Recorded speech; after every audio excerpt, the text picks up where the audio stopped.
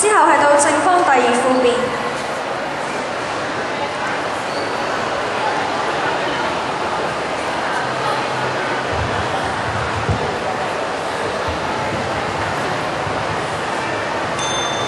在座各位，試下諗下，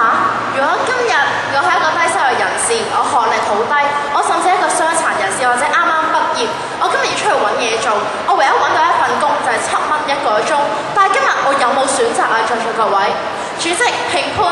將嗰個街坊各位同學你哋好，今日我哋睇呢條辯題嘅時候，有可能開辯出到嚟，就只係話質疑我哋今日嘅利住成唔成立，到議會嘅時候呢，出嚟原來呢斟酌嘅呢就係一啲方案細節上面嘅問題，但係實質帶嚟啲咩弊處呢？我到而家都仲未聽到。不過咁樣，既然有同學今日你只係怕，你只係擔心，但係你又論證唔到，就不如我釋除你嘅疑慮，話俾你知點解今日唔會令加劇到呢啲低收入人士嘅負擔啦。今日我方一直都否認失業率會上升嘅，原因好簡單，有同學今日論證唔到，而且我哋透過外國嘅例子，例如英國、美國同埋日本實行咗最低工資之後，佢哋嘅失業率不升反跌嘅時候，有同學究竟點解失業率必然會下降呢？我就唔明白啦。跟住我方同學，我懇請你陣間再論證俾我哋聽。第二就係今日失業率係點樣？你同我講話外國有啲地方做得唔好，一切嘅建基於可能係一個制度上面嘅問題。跟住我方同學，你一輩出到嚟，你想要一啲框架，你想要一個細節，唔緊要喎。但係定係今日方同你不如承認咗佢，就係今日你擔心嘅只係一個方案細節上面問題，點樣去定，點樣可以定得更加好。其實剛才我方有開辯嘅時候已經講得好清楚，因為我哋行最低工資嘅時候，政府已經設立咗一個最低工資嘅委員會，但係今日有方同學你唔合理在，究竟你覺得今日我哋應該俾方案你俾到幾多？係咪話俾你知我哋點樣定逐個細節幾時轉，幾時再調校呢啲薪金，咁樣先叫合理，咁樣辯題成立呢？抑或是今日有方同學你業會出到嚟只想我方見辯講一句今日嘅方案係乜嘢，辯題就成立呢？因為今日有方同學你根本就唔係同我哋睇緊呢個制度嘅問題。其次，今日有方同學你擔心實施咗最低工資之後，工人嘅工作量會大大咁樣上升，但係我方一早都講過啦，如果一份工作係要兩個人做嘅話，一個人點都做唔嚟嘅。如果今日我請多一個人，建基於嘅係剝削另外一個員工嘅話，我想問有方同學究竟咁樣合唔合理？跟住有方同學你一切只不過係輸打贏要。當我哋討論最低工資嘅時候，你唔實際同我哋睇香港而家面對緊啲咩問題？你同我講話實行最低工資可能會引起佢哋失業率嘅上升，但係點解呢？我方仍然唔知道。今日我哋去睇現況嘅時候，有方同學你去質疑我哋好一個完美嘅方案，但係即使香港嘅稅制都有被質疑嘅地方，一個政策好難係完美。今日嘅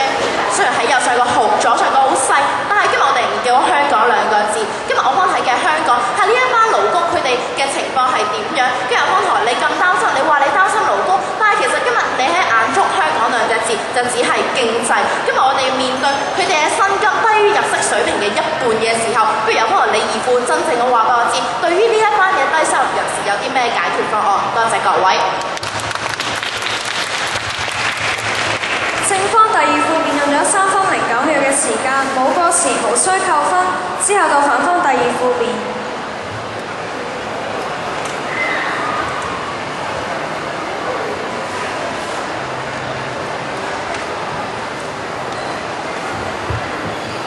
時咪，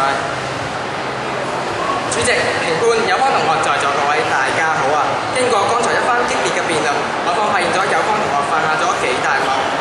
第一，設立最低工資制根本就唔能夠對症下藥。有方同學一開始已經提出，設立最低工資制嘅最主要目的係保障基層所有員工，但係我方真係十分質疑，到底最低工資制係咪真係有效咁保障低層員工嘅利益呢？事實上，若果訂立最低工資，第一批失業嘅人就會係低技術、低學歷嘅工人，因為如果僱主面對市場供過於求，又必須要按照法例去最低工資招聘嗰陣，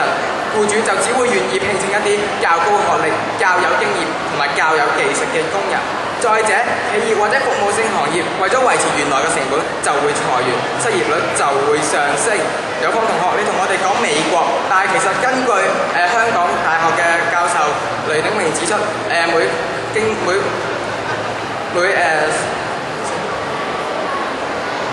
經濟薪金會上升，市場嘅失業率就會自然上升。嗱，如果訂立最低工資，到底會有幾多人會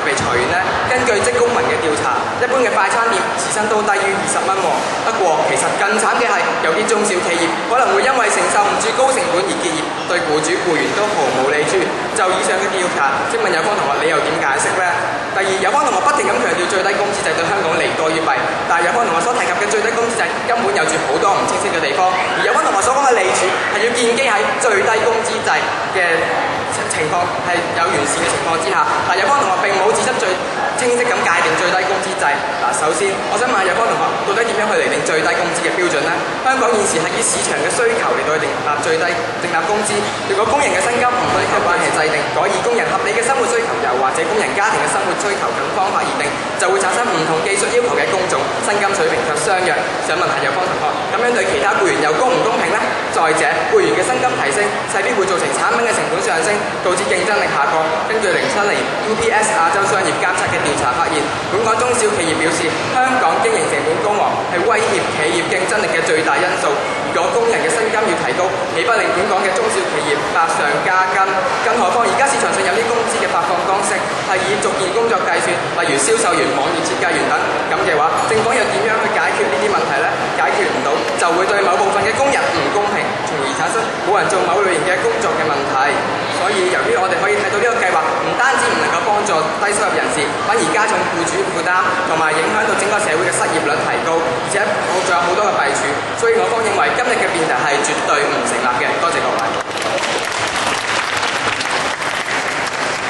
反方第二副辯係用咗2分52秒嘅時間，冇過時，無需扣分。